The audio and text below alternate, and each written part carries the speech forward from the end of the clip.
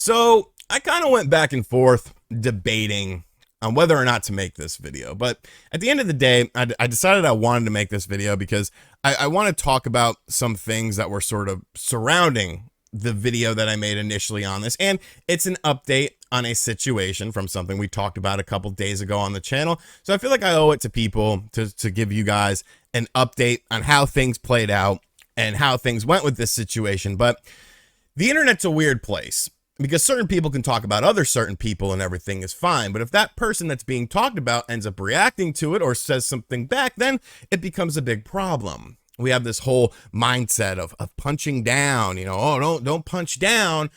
People could say whatever about you and what you do, but if they respond to it, you're the bad person. And I always found that ideology just absolutely bizarre, because ever since I was a young kid, my father instilled something into my head: don't throw the first punch. Don't throw the first punch.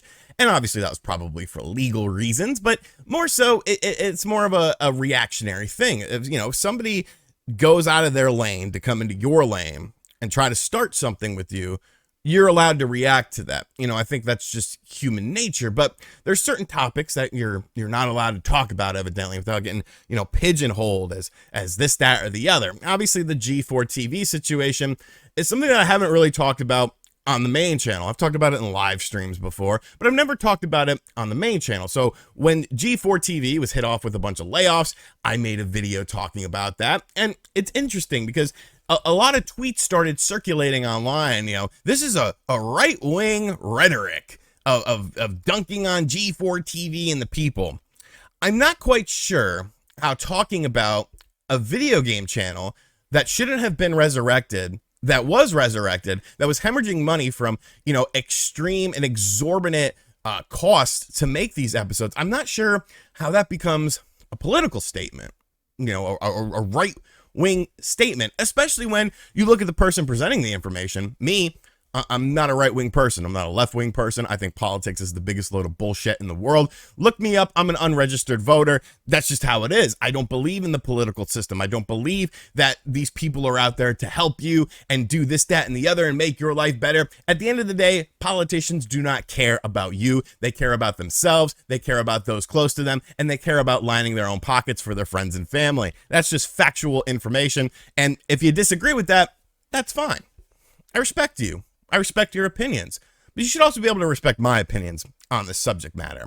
And I'm not sure how talking about G4TV, which is a television product, a product that's thrown out there, was considered to be taking a political stance. Now, in that video, I talked about the situation sort of leading to the demise of G4TV. And I talked about the Frosk situation, where Frosk went on this rant live on the air on the branded channel for G4TV, talking about this, that, and the other, misogyny, using ists and ism, which I think is ridiculous, because all you're doing is diluting when something actually has an ist or an ism attached to it. We just freely throw out these words nowadays, and it totally devalues what these words mean and what these words are intended for. She went on this rant, about misogyny and stuff like that. And, that was a turning point for a lot of people. But a lot of people said, well, RGT, why didn't you hone in on Adam Sessler and his Twitter account? Because his Twitter account is kind of unhinged. And I'm like,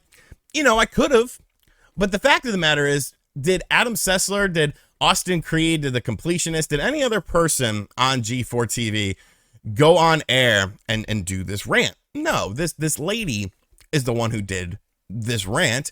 And, take it as you will. If you want to agree with her, like that's cool. But I also feel like there's a time and a place to do things like that. And I feel like video games for most people is an escape mechanism, from the bullshit of the world, or the bullshit of politics and real world situations. It's an escape. It's an escape for these people. So in that video, basically I was just saying G4TV did not need to come back. And I think everyone can agree with that. There's no reason for a television program from the early 2000s to be resurrected, essentially trying to recreate the same magic that you had in that time and place, when things like Twitch, things like YouTube exist, where individuals can make their own channels and share their own opinions and their own thoughts on video games. That ship has sailed. It was not something that I don't think anyone thought was going to be sustainable and become this huge company once again. But I think this is what kind of sent me over the edge with this lady, because she made this tweet. Let's play some games, yo. I survived. This was literally after people lost their jobs at G4TV.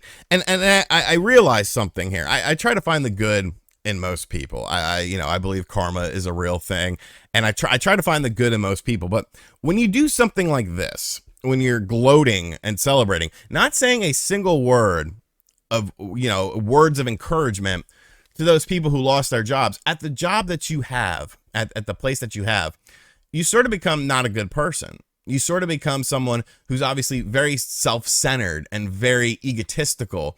And to make a tweet like that, I survived, basically saying I survived all these people that I work with, that some of them probably are losing their jobs because of, the direction I decided to take the channel in. It's bizarre to me. It's bizarre to me. But now the story has essentially come full circle with this. This was posted yesterday by Frosky. Thanks so much to G4TV and the talented X-Play and esports departments. Loved working with you guys. Gonna especially miss Gex.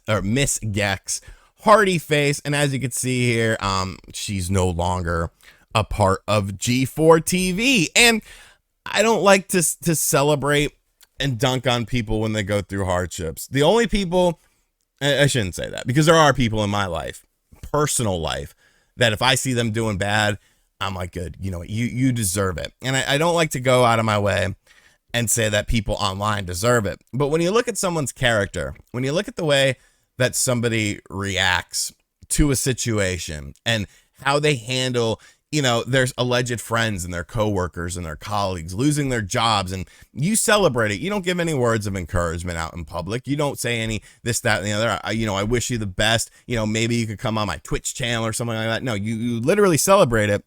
And then you turn around and the same thing happens to you.